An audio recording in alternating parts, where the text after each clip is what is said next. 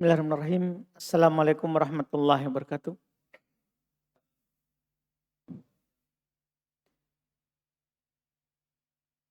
Innal hamdalillah nahmaduhu wa nasta'inuhu wa nastaghfiruh wa na'udzu billahi min syururi anfusina wa min sayyiati a'malina. May yahdihillahu fala mudhillalah wa may yudlil fala hadiyalah. Asyhadu an la ilaha illallah wahdahu la syarikalah wa asyhadu anna Muhammadan abduhu wa rasuluh sallallahu alaihi wa ala alihi wa ashabihi wa man tabi'ahum bi ihsan ila yaumiddin amma ba'd. Alhamdulillah pada malam hari ini kembali kita bermajelis dalam kitab Bulughul Maram min Adillatil Ahkam. Kita di malam hari ini majelis ke-65 di kitab ini masih di pembahasan sifat salat Nabi sallallahu alaihi wa ala alihi wasallam. Di malam hari ini kita akan masuk di hadits 282. Qala al-Imam al-Hafidh Ibn Hajar al-Asqalani rahimahullahu ta'ala an Abi Hurairah radhiyallahu ta'ala anhu qala Rasulullah sallallahu alaihi wa ala alihi wasallam idza qara'tumul fatihati faqra'u bismillahirrahmanirrahim fa innaha ihda ayatiha rawahu Daruqutni wa sawwaba waqfah. Kata beliau dari Abu Hurairah radhiyallahu taala anhu, beliau berkata bahwa Rasulullah sallallahu alaihi wa alihi wasallam bersabda, apabila kamu membaca Al-Fatihah maka bacalah bismillahirrahmanirrahim. Karena ia termasuk salah satu dari ayatnya. Riwayat Ad-Daruqutni dan membenarkan sebagai hadits mauquf. Ini hadits terkait dengan bacaan basmalah. Apakah dia ayat pertama dalam surah Al-Fatihah atau bukan?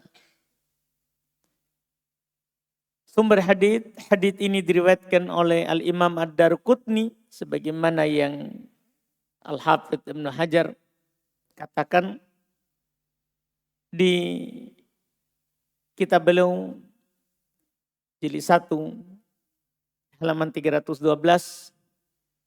Adapun derajat hadits ini diriwayatkan oleh Al-Imam Ad-Daruqutni secara marfu dan mauquf. Kalau kita membuka di kitab Imam Daruqutni menyebutkan hadits ini, beliau sebutkan dalam dua bentuk.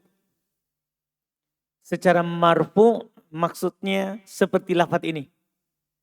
Dari Abu Hurairah, qolan Nabi, itu namanya marfu. Dia angkat ke Nabi. Haditsnya. Istilah marfu yaitu apa yang disandarkan kepada Nabi. Ucapan itu atau perbuatan itu atau pembenaran, pengakuan itu disandarkan kepada Nabi. Diistilahkan dengan hadits marfu.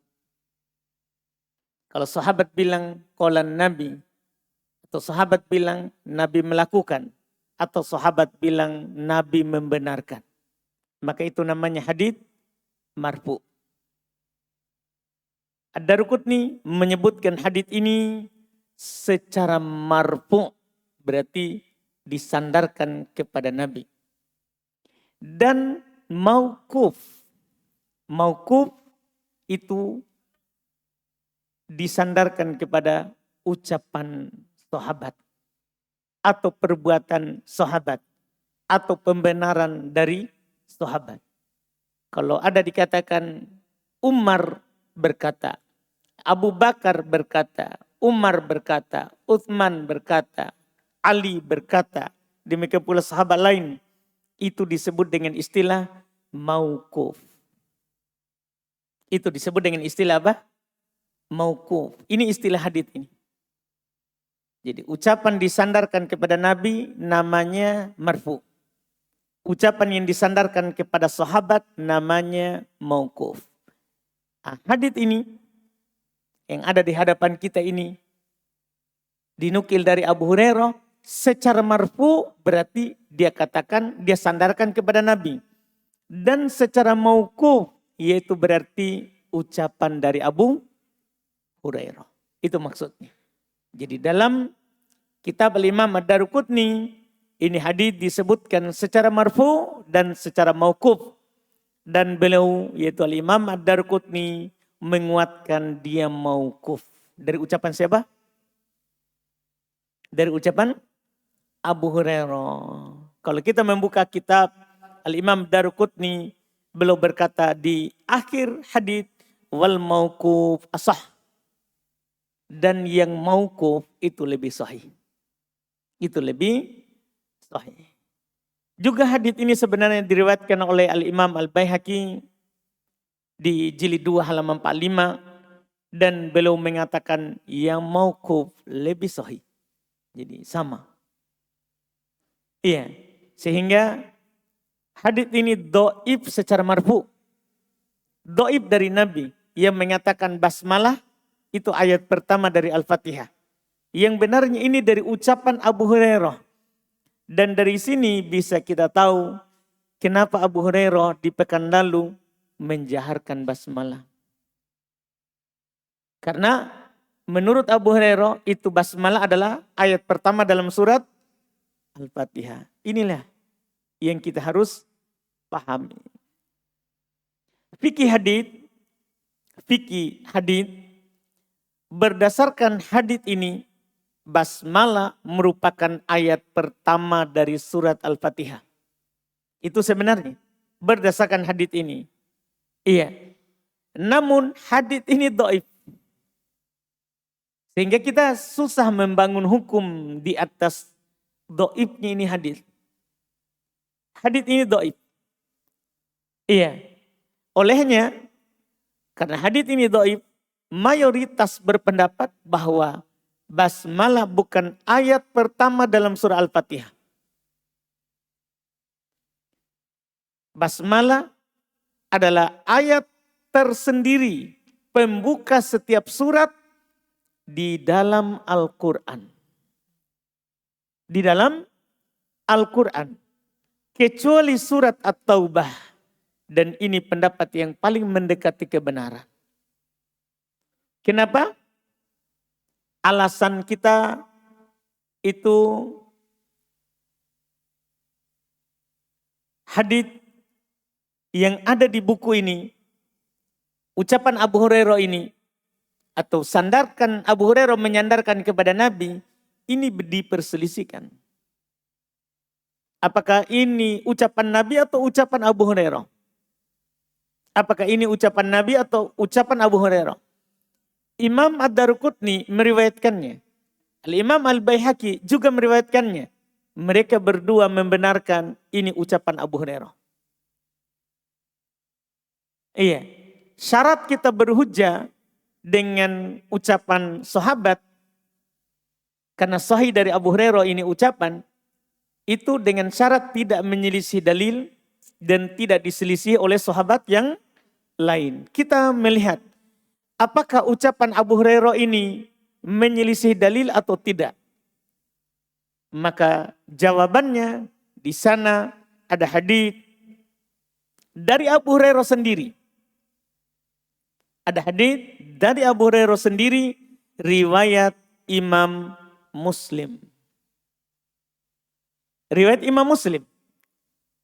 Ini supaya kita tahu nanti apa yang harus kita pilih yang sahih. Basmalah ini ayat pertama atau bukan. Kita lihat riwayat Muslim. Dari Abu Hurairah sendiri, beliau berkata, qala Rasulullah sallallahu alaihi wasallam. Rasulullah sallallahu alaihi wasallam bersabda, "Bima yarwi an rabbi," terhadap apa yang beliau riwayatkan dari Rabb-Nya, yaitu hadis qudsi. Qasamtu sholata baini wa baina abdi nisfain. Saya membagi as-sholah, saya membagi as-sholah. As-sholah maksudnya Al-Fatihah. Al-Fatihah nama lainnya adalah as-sholah. Karena tidak sah sholat tanpa Al-Fatihah. Makanya dinamakan dengan as-sholah. Saya membagi as-sholah antara kun anta dan antara hambaku menjadi dua. Wali abdi mas'al. Untuk hambaku apa yang dia minta. Fa'idha qolal abdu, jika hambaku berkata, Alhamdulillahi Rabbil Alamin. Jika hambaku membaca, Alhamdulillahi Rabbil Alamin, qala Allah Ta'ala. Allah Ta'ala akan berfirman, Hamidani abdi. Hambaku memuji. Wa idha qala ar-Rahmanir Rahim, jika dia berkata ar-Rahmanir Rahim, qala Allah berkata, Atna alayya abdi. Hambaku kembali mengulang pujian terhadapku. Poinnya adalah Allah katakan jika hambaku membaca Alhamdulillahirabbil alamin. Kalau seandainya basmalah ayat pertama, maka Allah akan bilang begitu. Allah akan katakan kalau hambaku mengucapkan membaca Bismillahirrahmanirrahim. Ini yang bertentangan dengan ucapan Abu Hurairah tadi. Dan kalaupun itu benar dari ucapan Nabi, maka ini bertentangan dengan yang lebih sahih. Muslim. Itu pun hadits qudsi. Riwayat Muslim, itu pun hadits apa? Qudsi. Allah yang mengatakan kalau hambaku membaca Bismillahirrahmanirrahim. Ditambah lagi hadits yang kita baca sebelumnya. Ini juga sebagai dalil. Ini hadits Anas yang ke pekan lalu. Makanya saya bilang kalau seandainya dikedepankan basmalahnya, baru yang kemarin itu lebih bagus. Hadits ini Anas yang kita baca pekan lalu. Bahwa Anas bilang anan Nabi sallallahu alaihi wasallam wa Abu Bakar wa Umar.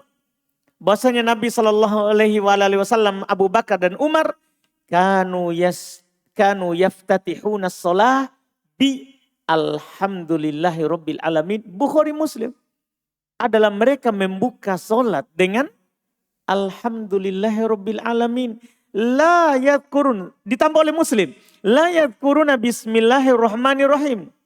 Imam Muslim menambahkan tidak menyebutkan bismillahirrahmanirrahim fi awalil qiraatin wala fi akhiriha. Di awal bacaan tidak pula di akhirnya. Ini termasuk dalil. Ini Bukhari Muslim dan Muslim. Bertentangan dengan hadis siapa tadi? Abu Hurairah dalam riwayat Imam Ad-Darqutni dan Al-Imam Al-Baihaqi. Ini lebih jelas. Makanya mayoritas tidak berpendapat dengan hadis Abu Hurairah ini. Mayoritas tidak berpendapat dengan hadis Abu Hurairah tadi. Ditambah lagi yang kemarin kita baca ini. Nu'aim al-Mujammir menukil bahwa Abu Hurairah menjaharkan apa? Basmalah. Itu penukilan apa? Dhaif. Nu'aim al-Mujammir menyelisihi muridnya Abu Hurairah yang lain. Yang membaca apa? Bismillahirrahmanirrahim. Jadi dengan ini kesimpulannya adalah apa yang dinukil dari Abu Hurairah menjaharkan basmalah dan menyatakan basmalah adalah ayat pertama dari surah Al-Fatihah, tidak ada yang sahih dari Nabi. Tidak ada yang sahih dari Nabi. Paling rendahnya adalah, paling tingginya adalah benar dari Abu Hurairah. Dan kalau bertentangan dengan yang Nabi dan sahabat, kita kedepankan apa? Nabi. Cara kedua, untuk berdalil dengan pendapatnya sahabat, tidak diselisih oleh sahabat lain. Nah, Abu Hurairah diselisih oleh Abu Bakar. Abu Hurairah diselisih oleh siapa? Umar. Kan begitu? Diselisih. Sehingga kita tidak berdalil dengan haditsnya Abu Hurairah. Adapun di mushaf ditulis dengan nomor 1, itu riwayat Quran. Itu salah satu riwayat Quran. Kan riwayat Quran beda dengan bacaan sholat. Dalam riwayat Hafs ditulis nomor 1. Itu namanya riwayat.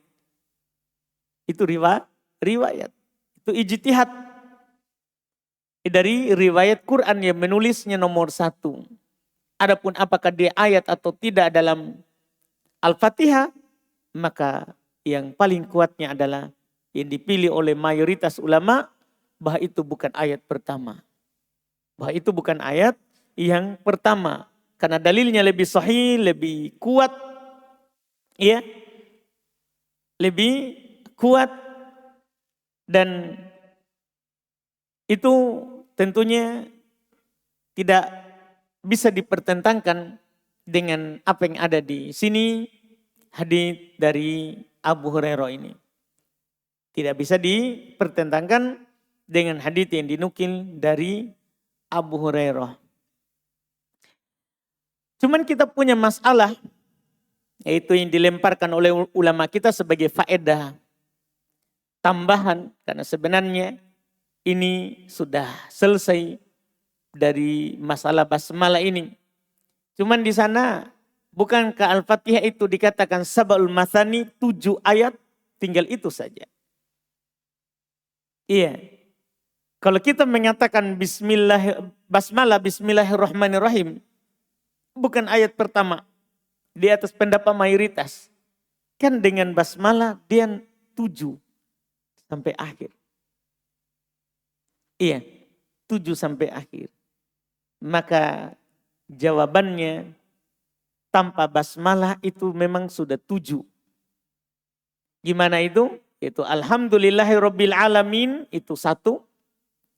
Ar-Rahmanir-Rahim 2. Maliki yaumiddin 3. Iyyaka na'budu wa iyyaka nasta'in 4. Ihdinas siratal mustaqim 5. Siratal ladzina an'amta 'alaihim 6. Ghairil maghdubi 'alaihim waladdallin 7. Iya. Dan ini kata para ulama mayoritas mengatakan lebih cocok. Karena ayat itu biasanya itu sama antara panjang pendeknya dalam satu ayat. Dalam satu surat. Rata-rata dalam satu surat itu panjang pendeknya ayat itu adalah sama. Kata mereka, kalau misalnya kita anggap bismillahirrahmanirrahim ayat pertama, maka ayat terakhir paling panjang dalam Al-Fatihah. Ayat terakhir paling panjang. Karena ihdinas siratal mustaqim itu tadi ayat ke-6 jadinya. Kemudian siratal ladzina an'amta 'alaihim ghairil maghdubi 'alaihim waladdallin ayat ke-7 jadinya panjang. Ini tidak cocok. Yang paling bagus adalah supaya seimbang panjang pendek ayatnya dengan membagi 2 ayat yang terakhir. Dengan membagi 2 ayat yang terakhir. Yaitu siratal ladzina an'amta 'alaihim ayat ke-6. Ghairil maghdubi 'alaihim waladdallin ayat ke-7. Itu yang dikatakan oleh para ulama terkait dengan penomorannya kalau hilang basmalah dari ayat pertama.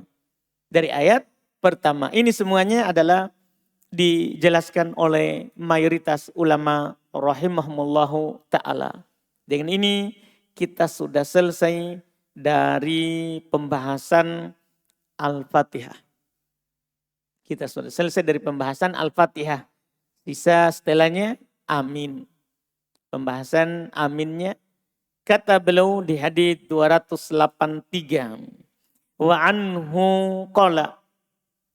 Kana Rasulullah sallallahu alaihi wasallam idza faragha min qiraati ummil Qur'an rafa'a sautahu wa qala amin.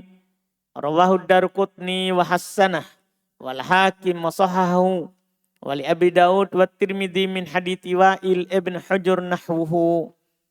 Kata beliau rahimahullahu taala wa anhu darinya juga yaitu dari Abu Hurairah radhiyallahu taala anhu beliau berkata Rasulullah sallallahu alaihi wasallam jika beliau selesai dari membaca Ummul Quran yaitu Al-Fatihah belum mengangkat suaranya dengan membaca amin. Belum mengangkat suaranya dengan membaca amin. Hadits hasan, kata beliau, diriwayatkan oleh Ad-Daruqutni dan Al-Hakim serta sahih menurutnya. Ada pula hadits serupa dalam riwayat Abu Daud dan At-Tirmidzi. Dalam riwayat Abu Daud dan At-Tirmidzi dari hadits Wa'il ibn Hujr. Jadi ini ada dua periwayatan. Sumber hadits Abu Hurairah itu diriwayatkan oleh Imam Ad-Daruqutni di jilid 1 halaman 335 dan Al-Hakim di jilid 1 halaman 223 dan hadits Wa'il ibn Hujr diriwayatkan oleh Imam Abu Daud di nomor 929 dan At-Tirmidzi di nomor 248. Derajat hadits ada dua hadis ini. Hadits Abu Hurairah dhaif. Kalau hadits Abu Hurairah bahwa Nabi baca amin dan mengangkat suaranya dhaif. Dalam sanadnya terdapat rawi yang bernama Ishaq ibn Ibrahim ibn Al-A'la dhaif haditsnya. Dan hadits Wa'il bin Hujr sanadnya sahih. Sehingga sebenarnya dhaifnya hadits Abu Hurairah itu tertutup, didukung. Oleh karena itu Al-Hafidz Ibnu Hajar membawakannya. Itu tertutup dengan haditsnya Wa'il ibn Hujr. Iya, hadits Wa'il ibn Hujr sahih, hadits Abu Hurairah dhaif. Iya, didukung hadits Abu Hurairah tadi dengan hadits yang sahih dari Wa'il ibn Hujr. Sehingga masalah bacaan amin ini, iya, nanti kita akan tetapkan dengan hadits Abu Hurairah. Dan sebenarnya kalau seandainya penulis membawakan hadits Bukhari Muslim, kita akan bawakan sebentar, itu lebih bagus. Lebih bagus. Kita lihat dulu fikih hadits dengan riwayat tadi. Disyariatkan baca amin bagi imam, makmum, dan orang yang sholat sendiri. Bagi imam disyariatkan dia baca amin. Makmum disyariatkan dia baca amin. Orang yang sedang sholat sendiri kalau membaca Al-Fatihah disyariatkan membaca amin. Disyariatkan membaca amin. Apa dalilnya? Akan disyariatkan bagi mereka membaca amin. Ya, kita berdalil dengan hadits yang ada di buku ini. Rasul baca. Rasul membacanya. Tapi kalau kita meragukan hadits ini, maka di sana ada hadits riwayat Imam Al-Bukhari dan Imam Muslim yang penulis tidak sebutkan. Dari Abu Hurairah bahwa Nabi SAW bersabda, "Idza ammanal imam fa aminu." Jika imam mengucapkan amin, maka aminkanlah. Itu kan jelas itu. Apabila imam mengucapkan amin, berarti imam ucapkan. Maka kalian makmum aminkanlah. Ucapkan juga amin. Ini jelas Bukhari Muslim. Ini jelas dari Bukhari dan Muslim. Dalam riwayat Bukhari Muslim juga. Dalam riwayat Imam Al-Bukhari dan Imam Muslim juga. Kata Nabi, idza qalal imam, apabila imam telah membaca ayat terakhir, ayat ke-7, ghairil maghdubi alaihim waladdallin, faqulu amin. Maka ucapkan apa? Amin. Ini sangat jelas. Iya, sangat jelas akan disyariatkannya membaca apa? Amin. Hadits sahih. Kemudian faedah kedua, disyariatkan baca amin, dijaharkan bagi imam dan makmum dalam sholat jahariyah. Disunnahkan menjaharkannya. Lihat hadits Abu Hurairah. Walaupun sanadnya dhaif, tapi telah didukung dari hadits Wa'il ibn Hujr dengan sanad yang sahih bahwa Nabi Shallallahu Alaihi Wasallam mengangkat suaranya. Bahkan di hadits kalau kita memeriksa hadits riwayat Imam Abu Daud, At-Tirmidzi yang dari Wa'il bin Hujr lebih jelas. Wa'il bin Hujr berkata, "Kana Rasulullah idza qara'a waladdallin," adalah Rasulullah SAW apabila membaca waladdallin qala amin wa rafa'a biha sautah. Belum mengatakan amin dan belum angkat suaranya. Belum angkat suaranya.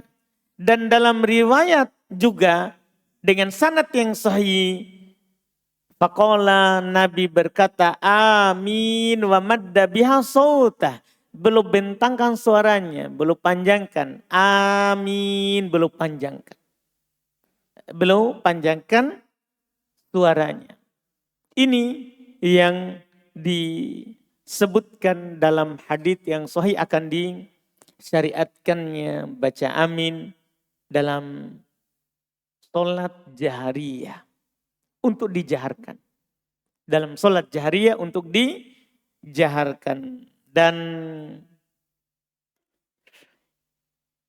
sebagai faedah, karena belum tidak sebutkan lagi setelah itu, ucapan amin itu punya keutamaan. Di dalam hadits Bukhari Muslim tadi yang saya sebutkan, Nabi berkata, fa innal malaikata tu'amminu, karena malaikat itu mengaminkan juga. Fa innahu faman wafaqa ta'minuhu ta'minal malaikah, siapa yang bertepatan ucapan aminnya dengan aminnya malaikat, ghufira lahu ma taqaddama min dzambihi, diampuni dosanya yang telah lewat. Diampuni dosanya yang telah lewat. Ini ada keutamaannya. Ada keutamaannya di hadits Bukhari Muslim. Demikian pula di hadits yang mengatakan tadi, idza qala al-imam, apabila imam mengucapkan ghairil maghdubi alaihim waladdallin, apabila imam mengucapkan ghairil maghdubi alaihim waladdallin, faqulu amin, ucapkanlah amin. Fa innahu man wafaqa qauluhu qaulal malaikah, sesungguhnya siapa yang bertepatan ucapannya dengan ucapan malaikat, ghufir lahu ma taqaddama min dzambi, diampuni untuknya apa yang telah lewat dari dosanya. Ini keutamaan membaca amin. Apakah imam baca atau imam tidak baca? Kita baca. Kita membacanya. Dengan ini alhamdulillah sudah selesai Al-Fatihah sekaligus bacaan amin. Bacaan amin. Berikutnya itu sudah masalah yang lain. InsyaAllah kita ambil lagi di pertemuan kita yang akan datang. Wallahu a'lam. Kita adzan dulu.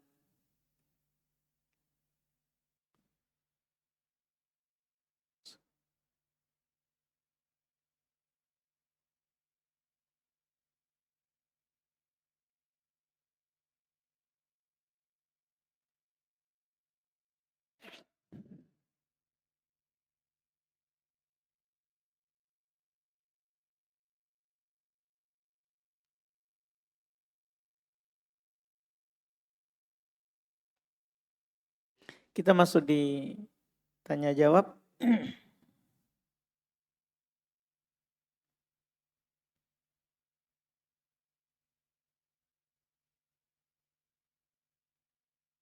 Sini ada pertanyaan, apakah wajib bagi makmum tidak mendahului imam dalam bacaan amin?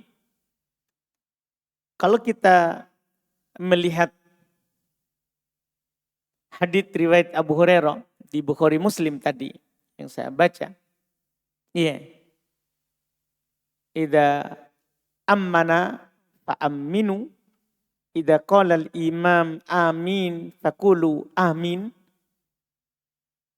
Apabila imam mengucapkan amin, maka ucapkanlah amin.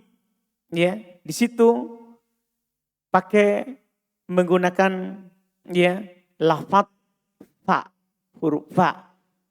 Huruf fa itu ikut tanpa jeda. Tidak ada selang waktunya.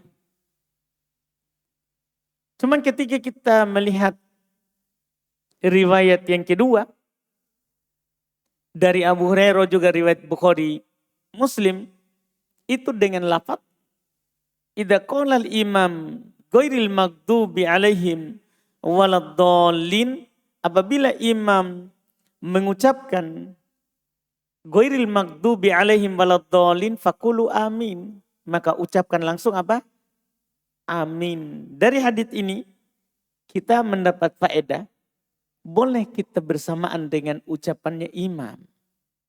Karena kalau imam bilang ghairil maghdubi alaihim waladdallin, setelah itu kan dia akan bilang apa?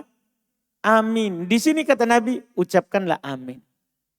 Maka untuk lafaz amin tidak boleh mendahului imam, tapi boleh bersamaan dengan imam atau langsung setelahnya. Atau langsung setelahnya. Ini yang dipahami dari ya riwayat tadi. Ini yang dipahami dari riwayat tadi.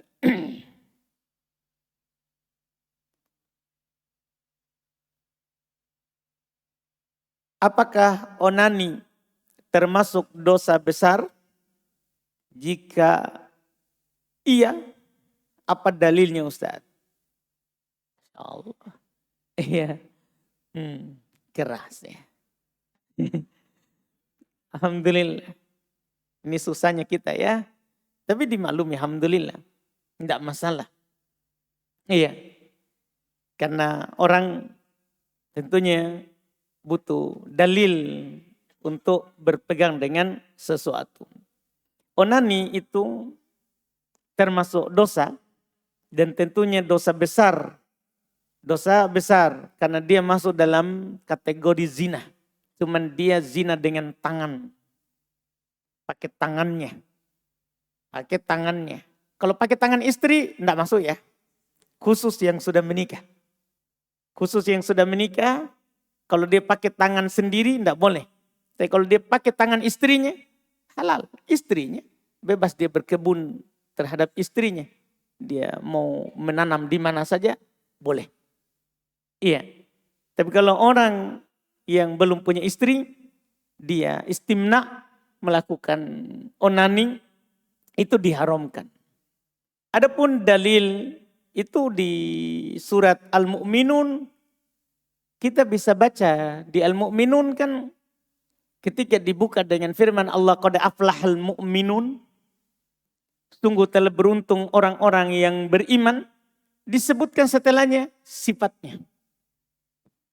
Disebutkan setelahnya sifatnya. Di antara yang disebutkan adalah walladzina hum li furujihim hafidun. Mereka adalah orang-orang yang menjaga kelaminnya. Mereka adalah orang-orang yang menjaga kelaminnya. Illa ala azwajihim, kecuali kepada istrinya, au ma malakat aimanuhum, atau yang dia miliki berupa budak. Sekarang tidak ada. Fa innahum ghairu malumin. Sesungguhnya mereka tidak dicela dalam hal itu. Tapi baca setelahnya. Faman ibtagha wara'a dzalik fa ulaika humul adun. Barang siapa yang mencari selain itu, maka mereka adalah orang yang melampaui batas. Selain itu, selain tadi yang disebutkan, selain istri dan selain siapa? Budak yang dia miliki.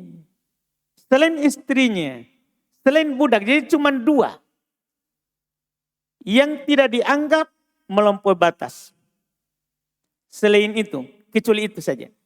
Selain itu, melampaui batas. Termasuk yang ditanyakan oleh si penanya, istimna. Ya, berhubungan badan dengan tangan sendiri. Ya, atau dengan bantalnya. Masuk juga. Pokoknya selain istri dan budak. Jangan sampai, oh berarti tangan enggak boleh ya. Bantal boleh Ustaz. Tidak. Kecuali dalam keadaan tidak sadar. Mimpi itu, dia perlu bantal, dia kira istrinya. Nah itu lain lagi. Atau dia kira orang. Lain lagi. Dalam keadaan mimpi. Kalau dalam keadaan sadar, masuk dalam zina. Masuk dalam zina. Wallahu alam. Itu dalil yang dipakai.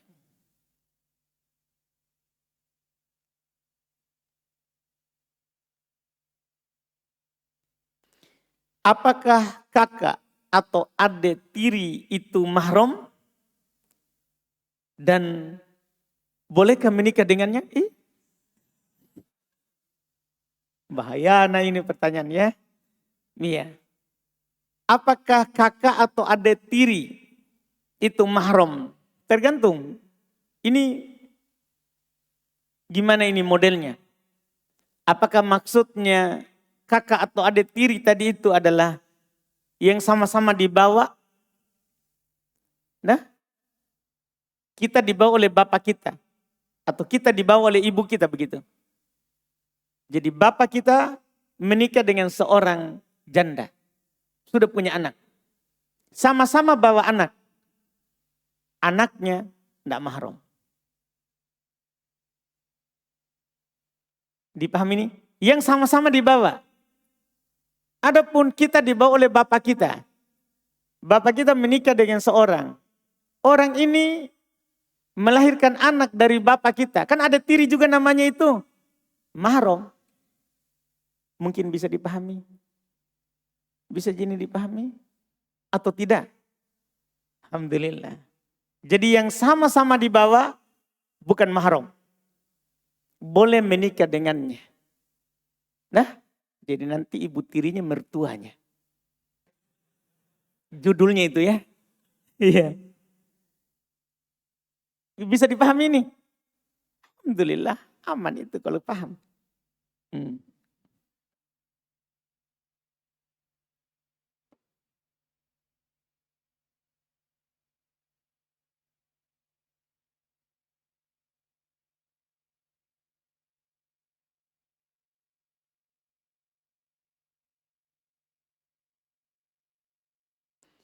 Apakah boleh memakai duduk ik'a pada tahiyat yang pertama? Boleh. Duduk bersila juga boleh. Jangankan duduk ik'a, duduk bersila saja boleh. Karena sunnah kita duduk iftirash pada tahiyat pertama. Iya, sunnah kita duduk iftirash pada tahiyat yang pertama.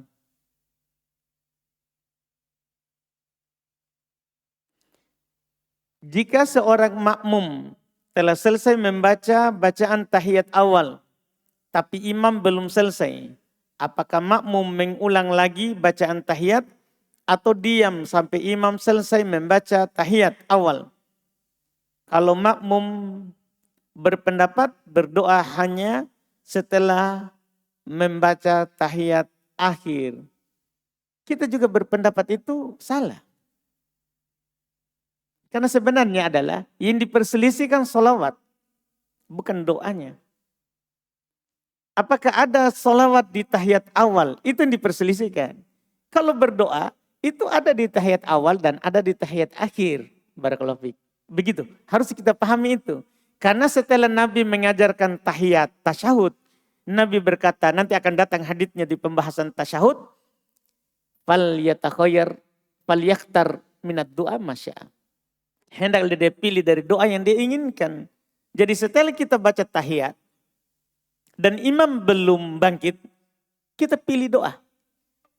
Yang diperselisihkan sholawat.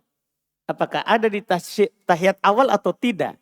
Bukan doanya. Kalau doa, silakan pilih doa. Silakan pilih doa. Wallahualam.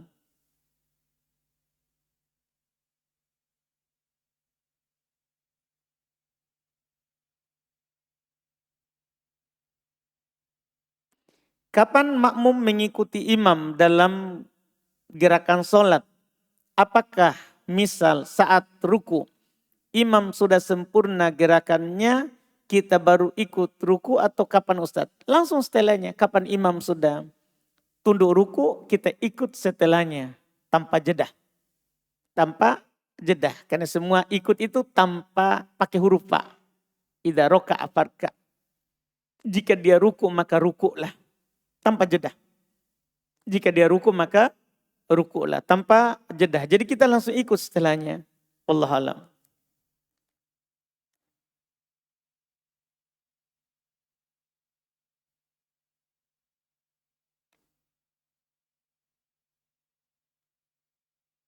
Bagaimana kita menanggapi tentang perihal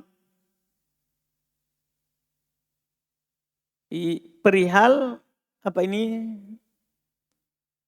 Salaf itu merupakan manhaj yang keras. Sedangkan Nabi menyampaikan agama secara penuh kasih dan kelembutan. Karena yang saya lihat di antara teman-teman yang baru mengenal agama dan paham syariat agama, mereka biasa menyampaikan syariat Islam secara langsung dan tidak memakai metode untuk penyampaian yang mudah untuk dipahami orang lain. Jadi mohon nasihatnya Ustadz, metode apa yang bagus kita lakukan untuk menyampaikan dakwah ini agar mudah dipahami dan diterima. Pernyataan kita di awal itu bermasalah itu ya. Iya. Menanggapi tentang perihal pendapat-pendapat sebagian orang bahwa salaf itu merupakan manhaj yang kasar. Tidak. Sebenarnya Syekhul Islam Ibn Taimiyah rahimahullah ta'ala katakan arhamun nas bin nas ya adalah as-salaf ahlus sunnah wal jamaah. Orang yang paling sayang kepada orang adalah ahli sunnah wal jamaah. Iya, cuman karena mereka dianggap keras karena mereka kalau benar ya dibilang benar. Kalau salah dibilang salah. Itu saja. Iya. Mereka tidak takut celaan orang-orang mencela. Untuk mengucapkan yang benar. Untuk mengucapkan yang benar. Ini kadang orang anggap salah. Anggap kasar. Keras. Karena menyampaikan yang benar walaupun diselisih oleh orang banyak. Walaupun diselisih oleh orang banyak. Mereka kalau itu syirik ya syirik. Itu adalah bid'ah ya bid'ah. Iya. Kalau kasar yang dikatakan karena menyatakan yang benar adalah benar, yang salah adalah salah, itu tentunya tidak benar. Karena ahli sunnah wal jamaah yang dikenal dengan juga salafi, itu mereka katakan itu benar adalah benar, salah adalah salah dalam bab nasihat. Dalam bab apa? Nasihat. Kalau ada yang kasar, itu person orang saja. Bukan ya dari madhab salaf. Itu orang. Karena kita dalam penyampaian ilmu adalah pakai yang telah Nabi gariskan. Yassiro ketika beliau berpesan pada Mu'ad bin Jabal yang diutus ke Yaman. Yassir walatu asir, permudah jangan dipersulit. Basyir walatu nafir, beri kabar gembira jangan membuat orang lari. Iya. Itu dalam penyampaian. Kalau ada orang membuat orang lain lari, itu karena person orang saja. Mungkin dia tidak tahu bagaimana cara menyampaikannya. Apa dulu baru yang mana. Iya, mungkin langsung dia lihat orang ini adalah pelaku riba. Langsung dia bilang riba haram. Iya, tanpa dinasehatkan dulu. Tanpa bertahap dalam berdakwah. Diajarkan dulu bagaimana tauhid yang benar. Kemudian sholat yang benar. Kemudian zakat yang benar. Mungkin karena dia tidak bertahap saja. Dia tidak bertahap seperti yang Nabi sebutkan, yang Nabi tuntunkan. Yang jelas, manhaj salaf bukan manhaj yang kasar ya. Tidak. dia paling sayang ke orang sehingga mereka menasehati orang seperti yang Nabi SAW bawakan. Wallahualam. Kemudian di sini dakwah agar mudah dipahami, ya seperti yang dikatakan oleh Ali bin Abi Thalib, hadithun nas bima ya'rifun. Kita sampaikan ke orang dengan apa yang bisa mereka pahami. Kalau ada istilah yang orang-orang misalnya yang mendengar ini tidak akan paham, jelaskan kalau memang harus disampaikan. Jelaskan. Kalau memang harus disampaikan, kita tidak bisa menghindar. Seperti kita bahas Bulughul Maram ini, ada beberapa istilah sebenarnya bukan makanan orang yang baru belajar. Karena butuh dipelajari di buku yang lain. Tapi kan itu tidak bisa dihindari, maka kita harus jelaskan. Supaya bisa dipahami.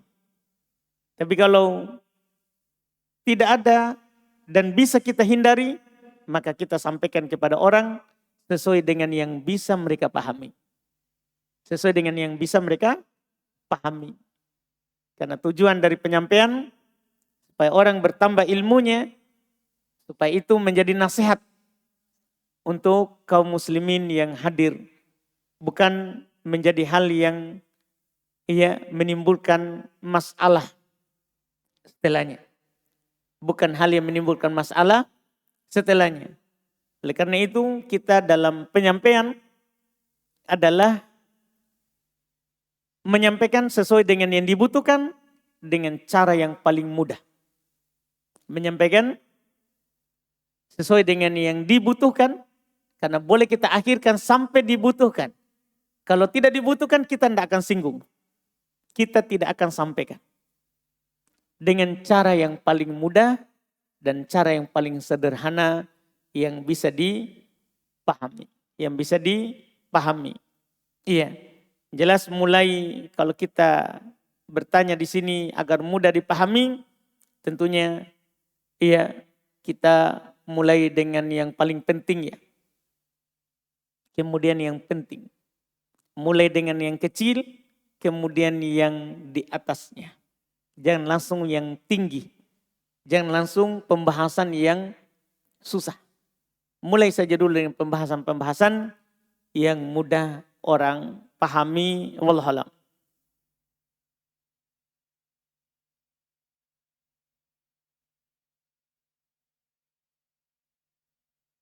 Saya dan istri bersafar di bulan Ramadan. Apakah boleh berjima tatkala bersafar di bulan Ramadan? Boleh.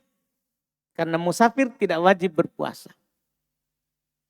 Di bulan Ramadan boleh dia berjima. Yang penting memang safar asli, bukan safar penghalalan. Ada sebagian orang, mau ke siang ini, kita safar dulu. Padahal tidak ada rencana, cuman karena menghalalkan, tidak boleh. Memang dia safar, butuh pergi di bulan Ramadan.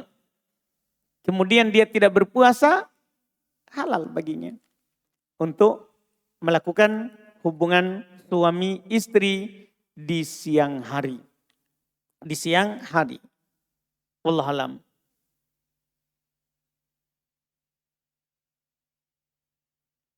Apa hukum menggambar salah satu tubuh anggota manusia? Salah satu tubuh ya, selain kepala, halal. Boleh. Karena aswar ar-ra's, gambar itu kepala. Gambar itu dianggap kalau ada kepalanya. Kalau ada kepalanya, wallahualam. Apa hukum menggunakan alat dzikir mini digital saat berzikir? Boleh. Boleh menggunakannya walaupun pakai tangan lebih utama.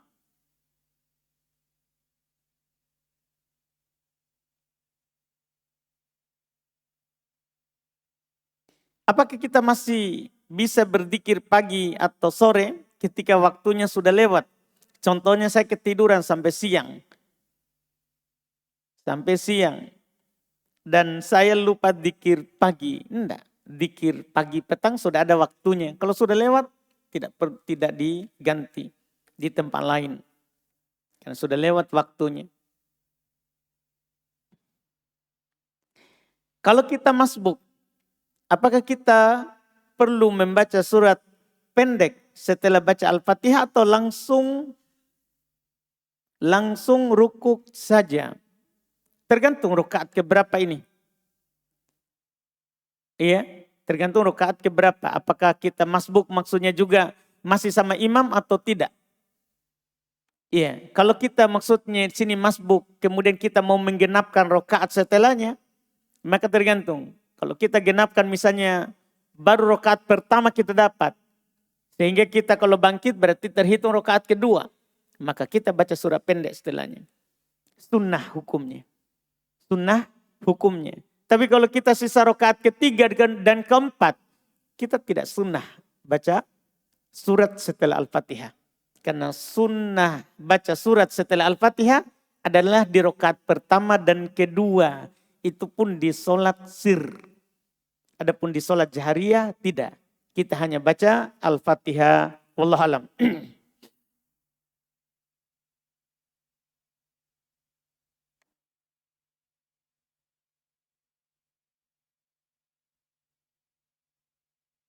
Bagaimana sikap saya jika bertemu dengan teman wanita dan langsung menegur dan menemani ngobrol? Takutnya kalau dihindari dan tidak mengajak ngobrol balik dibilang sombong. Ini masalah ini ya. Saya dilema ini. Mau dibilang juga bisa nanti kita terus ngobrol menikmatinya. Iya, dibilang juga ngomong saja gimana ini. Iya, ngomong saja seperlunya, ditegur.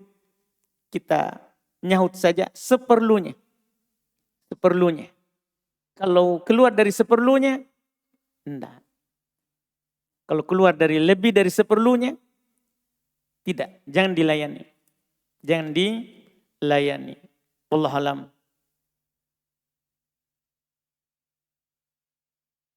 Apa Ustadz izin bertanya? Saya akhwat. Merasa mudah menundukkan pandangan saat berpapasan langsung atau melihat video ikhwah di sosmed. Tapi berbeda saat melihat laki-laki awam. Saya jarang bahkan kadang tidak menundukkan pandangan saat bertemu. Karena merasa itu hal biasa. Dan tidak ada syahwat atau ketertarikan sama sekali. Mohon nasihatnya Ustaz. Syariat umum. Baik kita melihat ikhwah atau melihat selain musuh ikhwah yang sudah kenal dakwah. Jangan sampai nanti yang tidak kenal dakwah bukan ikhwah ya. Iya. Kita melihat yang sudah kenal dakwah ataupun yang belum mengenal ya dakwah misalnya sama hukumnya. Karena di ayat perintah mutlak tidak dikoit dengan yang sudah mengenal dakwah sesama kita. Tidak. Ayatnya umum. Sebagaimana diperintahkan kita untuk menundukkan pandangan kepada yang ia sudah kenal. Maka juga sama yang belum kenal. Sama. Cuman kadang kita anggap sepele. Sama hukumnya. Demikian pula ikhwan kepada akhwat. Tundukkan pandangan di calon akhwat. Calonnya. Atau yang belum kenal dakwah sama juga. Semuanya sama. Kita diperintahkan untuk menundukkan pandangan. Bagaimana hukum dalam Islam jika pernikahan dilakukan dan berkas atau surat-suratnya menyusul setelah menikah? Berkas yang dimaksud di sini Ustadz adalah surat cerai dari si akhwat. Keterangan si akhwat sudah berpisah dengan mantan suami selama 2 tahun. Namun qadarullah belum didaftarkan di pengadilan agama. Saat ini sementara diproses di pengadilan agama. Apakah pernikahan mereka sah? Sah. Kalau dibilang sah.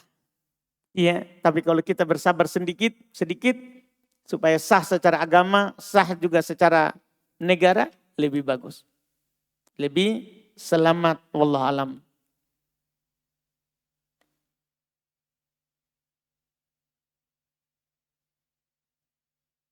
Jika salah satu dari orang tua telah meninggal dan saya sebagai anak menduga kalau orang tua saya sewaktu hidup memiliki utang puasa wajib, apakah saya sebagai seorang anak boleh menggantikannya walaupun tidak diketahui jumlahnya? Boleh. Boleh kita menggantikannya dan boleh kita beri makan. Iya, boleh kita menggantikan puasanya dan boleh kita beri makan di kadar yang dia tinggalkan. Dalam sebulan terkadang saya mengalami sampai 3 kali haid.